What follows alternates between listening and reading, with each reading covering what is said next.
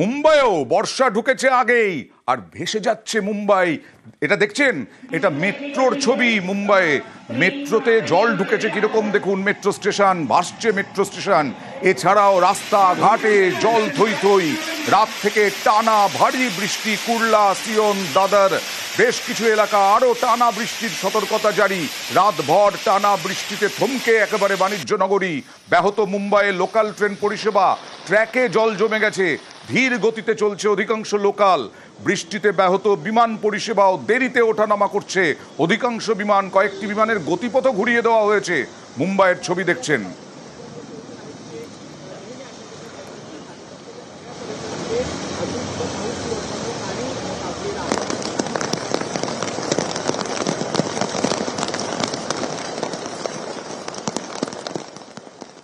পুরীর সমুদ্রে অল্পের জন্য রক্ষা পেলেন সৌরভ গঙ্গোপাধ্যায়ের দাদা স্নেহাশিস গঙ্গোপাধ্যায় এবং তার স্ত্রী। মাঝ সমুদ্রে প্রায় সেখানেই বিপাকে পড়েছিলেন।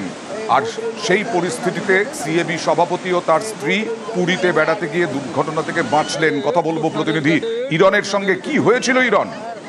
দেখো অয়ন, গত শনিবার দিন পুরীতে বেড়াতে গিয়ে সেখানে সমুদ্রে স্পিড বোটে সমুদ্র ভ্রমণের জন্য বেরোন স্নেহাশিস গঙ্গোপাধ্যায় এবং তার স্ত্রী অর্পিতা।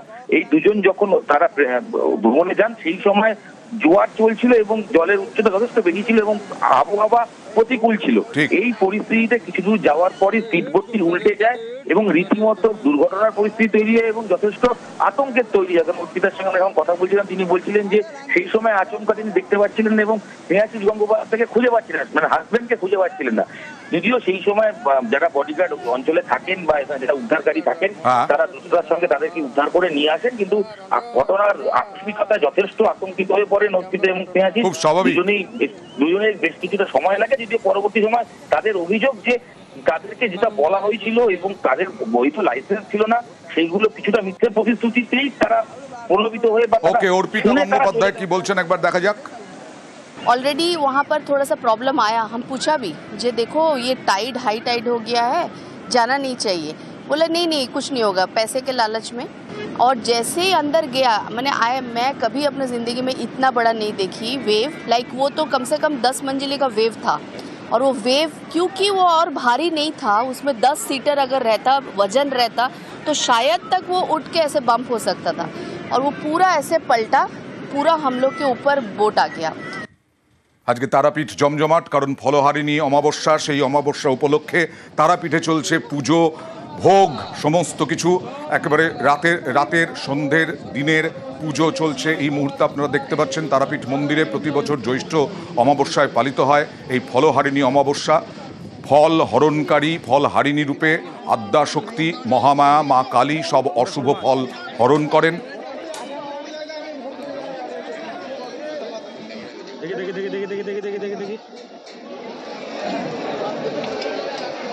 আমি প্রতি বছরই এসে মায়ের কাছে পুজো দিই, পুজো দিয়ে শান্তি হয়। মায়ের কাছে যা চাওয়া যায় তাই পাওয়া যায়। ফল, মালা, আলতা, সিঁদুর সব দিয়ে পুজো দিয়েছি। মা আমাদের সবার রক্ষা করে, ভালো রাখে। পুজো দিয়ে খুব ভালো লাগলো মায়ের কাছে। আজকে বিশেষ পুজো, মায়ের সব রকম ফল দিয়ে মাকে পুজো দেওয়া হয়। একটা মনস্কামনা যে মা আমি এই পুজো দিয়ে আমি যেন এই ফলটা পাই, সেই উদ্দেশ্যে মাকে ফল নিবেদন করে ফল দিয়ে মাকে পুজো দেওয়া হয়। মায়ের যে ভোগ হবে তাতে পোলাও, মাছ, মাংস সাথেও মাকে ফল দিয়েও ভোগ দেওয়া হয়। মাকে আজকে ফল নিবেদন করা হবে। সন্ধ্যায় মায়ের আরতি হবে, আরতির পরেও মাকে ওই ফলের শীতল ভোগ দেওয়া হবে। সকাল থেকেই মেঘের ঘনঘটা আর জেলায় জেলায়, দক্ষিণবঙ্গের জেলায় জেলায় তুমুল বৃষ্টি। বিভিন্ন জায়গায় তুমুল বৃষ্টি। সকাল থেকে মুষলধারায় বৃষ্টি কলকাতা সহ বিভিন্ন জেলায়। এবং 2-3 দিনের মধ্যে তো বর্ষা আসবে, কিন্তু তার আগে আগামীকাল বঙ্গোপসাগরে যে ঘনীভূত নিম্নচাপ, তার জেরে এই দক্ষিণের জেলায় জেলায় বিক্ষিপ্ত বৃষ্টি। এবং আগামী কদিন এরকম বৃষ্টিতে বিপর্যস্ত হতে হবে। সরাসরি চলে যাব বিশ্বজিতের কাছে। বিশ্বজিৎ, একদমই বৃষ্টি বাড়বে, অর্থাৎ যে বৃষ্টি হচ্ছে বিক্ষিপ্তভাবে বৃষ্টি হচ্ছে এবং এই প্রাক বর্ষার বৃষ্টি আরও বাড়বে। বুধবার থেকে বৃষ্টি বাড়ার সম্ভাবনা, অর্থাৎ বুধবার থেকে ভারী বৃষ্টির সম্ভাবনা থাকছে। বুধবার বৃহস্পতিবার আরও একটু বৃষ্টি বাড়বে, অর্থাৎ বৃহস্পতিবার শুধু উপকূলের জেলা নয়, তার সঙ্গে সঙ্গে পশ্চিমের জেলাগুলিতেও ভারী বৃষ্টি, কলকাতাতেও ভারী বৃষ্টির সম্ভাবনা থাকবে। শুক্র শনিবার পর্যন্ত, অর্থাৎ বিক্ষিপ্তভাবে শনিবার পর্যন্ত বলা যায় যে এই পর্বের বৃষ্টি চলতে পারে, এমনটাই ইঙ্গিত। শুধুমাত্র উপকূলের 3 জেলা বা নয়, কলকাতা সহ দক্ষিণবঙ্গের সব জেলাতেই এই ভারী বৃষ্টির সম্ভাবনা থাকবে বুধবার এবং বৃহস্পতিবার। উত্তরবঙ্গে তো চলছেই সমানে বৃষ্টি, এই উত্তরবঙ্গেও কি বৃষ্টি এরকমই থাকবে? উত্তরবঙ্গে বর্ষা প্রায় দোরগোড়ায়, অর্থাৎ দুয়ারে বর্ষা বলা যায়, কারণ আসাম মেঘালয়েও ঢুকে পড়েছে। আজ যে লেটেস্ট আপডেট দিয়েছে আবহাওয়া দপ্তর, তাতে উত্তর পূর্ব ভারতের বেশিরভাগ যে রাজ্য সেগুলো ছুঁয়ে আসাম মেঘালয়ে ঢুকে পড়েছে দক্ষিণ পশ্চিম মৌসুমি বায়ু। কাজেই এখন সিকিম এবং উত্তরবঙ্গের কিছু এলাকায় বর্ষা ঢোকা সময়ের অপেক্ষা। আগামী 24 বা 48 ঘন্টার মধ্যেই উত্তরবঙ্গের কিছু এলাকায় বর্ষা ঢুকে যেতে পারে। আর তাই প্রাক বর্ষার বৃষ্টি চরমে, এমনটাই বলা যায়। এবং এই বৃষ্টি যত বাড়বে, যত কাছে আসবে, বর্ষা ঢুকে যাবে, ততই আরো বাড়বে। এবং সপ্তাহান্তে ভারী থেকে অতি ভারী বৃষ্টির সতর্কতা রয়েছে উত্তরবঙ্গের উপরের দিকের জেলাগুলি, উত্তরবঙ্গের উপরের জেলাগুলিতে। আর এদিকে কলকাতা সহ বিভিন্ন জেলায় গভীর নিম্নচাপের জেরে যে বৃষ্টি, তার জেরে সমুদ্র উত্তাল হতে পারে। তাই সাগরে মাইকিং শুরু হয়েছে সাধারণ মানুষ, মৎস্যজীবীদের জন্য। বিশেষ ঘোষণা, বঙ্গোপসাগরে ঘনীভূত নিম্নচাপের প্রভাবে আগামী কয়েকদিন ব্লক প্রশাসনের পক্ষ থেকে বিশেষ ঘোষণা। বঙ্গোপসাগরে ঘনীভূত নিম্নচাপের প্রভাবে আগামী কয়েকদিন সমুদ্র উত্তাল থাকবে এবং মেঘাচ্ছন্ন পরিবেশ থাকবে। তাই সকল পুণ্যার্থীদের উদ্দেশ্যে বলা হচ্ছে, আপনারা তাড়াতাড়ি স্নান করে কথা বলবো প্রতিনিধি বিশ্বজিতের সঙ্গে। বিশ্বজিৎ, কন্ট্রোল রুমও কি খোলা হয়েছে? একেবারে পুরো নজর থাকছে এই পরিস্থিতির ওপর। হ্যাঁ দেখো, একেবারেই ব্লক প্রশাসনের তরফ থেকে কিন্তু যেটা বলা হয়েছে, কন্ট্রোল রুম খোলা হয়েছে এবং যে সিভিল ডিফেন্সের কর্মীদেরকে কিন্তু মোতায়েন করা হচ্ছে। এবং তুমি জানো যেহেতু গঙ্গাসাগর একটা পর্যটন ক্ষেত্র এবং সেখানে কিন্তু বাইরের থেকে যারা পুণ্যার্থীরা আসেন স্নান করতে, তাদেরকে অবগত করার জন্য কিন্তু ইতিমধ্যেই আজকের থেকেই সিভিল ডিফেন্সের কর্মীদেরকে কিন্তু মোতায়েন করা হয়েছে। তারা অবগত করছেন যেহেতু নিম্নচাপের প্রকৃতি এবং আবার অন্যদিকে হচ্ছে অমাবস্যার ভরা কোটাল, দুই মিলে কিন্তু একটা জলোচ্ছ্বাস বা জল বাড়ার সম্ভাবনা রয়েছে এবং সেই কারণে কিন্তু সিভিল ডিফেন্সের কর্মীদের মোতায়েন করা হয়েছে। তার পাশাপাশি বকখালিতেও কিন্তু একইভাবে সিভিল ডিফেন্সের নজরদারি কিন্তু বাড়ানো হয়েছে, এমনটাই কিন্তু জানা যাচ্ছে। এবং ব্লকগুলিতে কিন্তু কন্ট্রোল রুম খোলা হয়েছে। ভিডিও কি বলছেন দেখাবো। উপকূলবর্তী যে এলাকাগুলো আছে সেখানে সিভিল ডিফেন্সদেরকে মোতায়েন করা হয়েছে। মাইকিং আমরা কনস্ট্যান্টলি করছি, যাতে যেহেতু অমাবস্যা কোটাল আছে, কোনো টুরিস্ট, কোনো পিলগ্রিম সমুদ্রের ভিতরে যাতে বেশি না যায়, কোনো ঘটনা না ঘটে, তার জন্য আমরা সবাইকে অ্যাওয়্যার করছি। আর এই রকম ভারী বৃষ্টিতে ক্ষতি তো হবেই, কারণ পাকা ধান মাঠে পড়ে আছে, সেই পাকা ধান তুলতে পারছেন না বৃষ্টিতে। চাষের ক্ষতি, বোরো ধান মাটিতে পড়ে আছে। মালদার ছবি দেখুন, জ্যৈষ্ঠের বৃষ্টিতে বোরো ধানের ব্যাপক ক্ষতি। কথা বলবো প্রতিনিধি সেবকের সঙ্গে। সেবক, এরকম কত বিঘা জমি এরকম ক্ষতিগ্রস্ত? দেখো, এই মুহূর্তে কয়েক হাজার বিঘে জমি সেটা জলমগ্ন হয়েছে। কারণ দেখা যাচ্ছে গত কয়েকদিন ধরেই মালদাহে কার্যত এক নাগাড়ে বৃষ্টি চলছে। এটা কিন্তু অসময়ের বৃষ্টি, এই সময় বৃষ্টি হওয়ার কথা না। মাঠে ধান পেকে রয়েছে, ধান কাটার অবস্থায় রয়েছে, অনেকে শ্রমিক লাগিয়ে ধান কাটার কাজ করছিলেন। এই অবস্থায় কারো ধান গাছ নুয়ে পড়েছে আর জমিতে জল জমে গিয়েছে। আর এতেই আশঙ্কা কৃষকদের, কারণ ব্যাপক ক্ষতির আশঙ্কা করছেন তারা।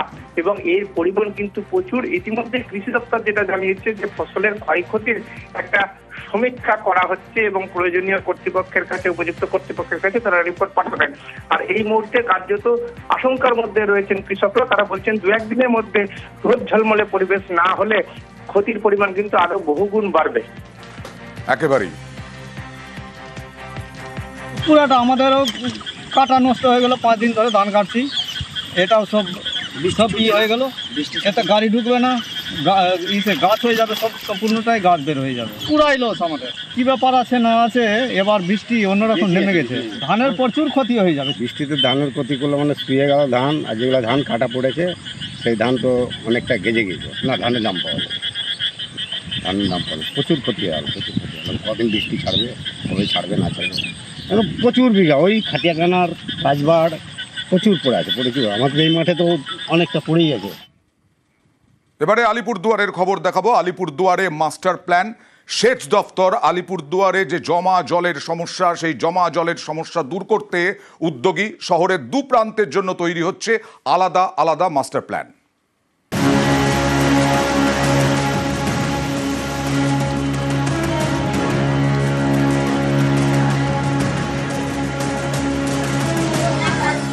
বৃষ্টি হলেই রাস্তায় জল, ঘরেও জল, চরম দুর্ভোগ। আলিপুরদুয়ার শহরের এই জল যন্ত্রণার ছবি বদলাতে উদ্যোগী সেচ দপ্তর।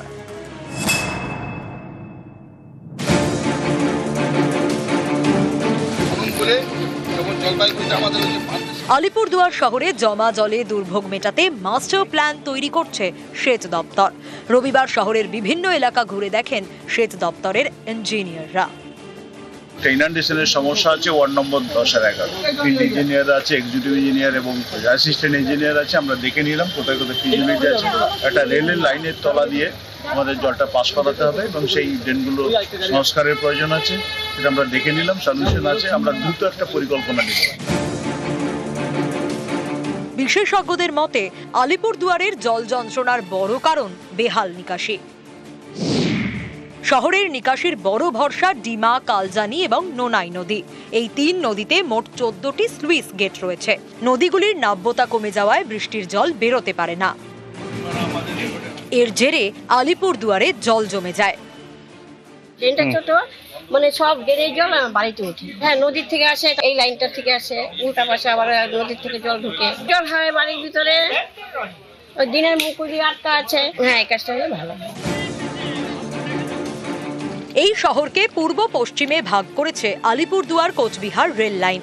এই পূর্ব এবং পশ্চিম দিকের নিকাশির জন্য আলাদা আলাদা মাস্টার প্ল্যান তৈরি করছে সেচ দপ্তর। আলাদা আলাদা ইঞ্জিনিয়ারদের দায়িত্ব দেওয়া হয়েছে।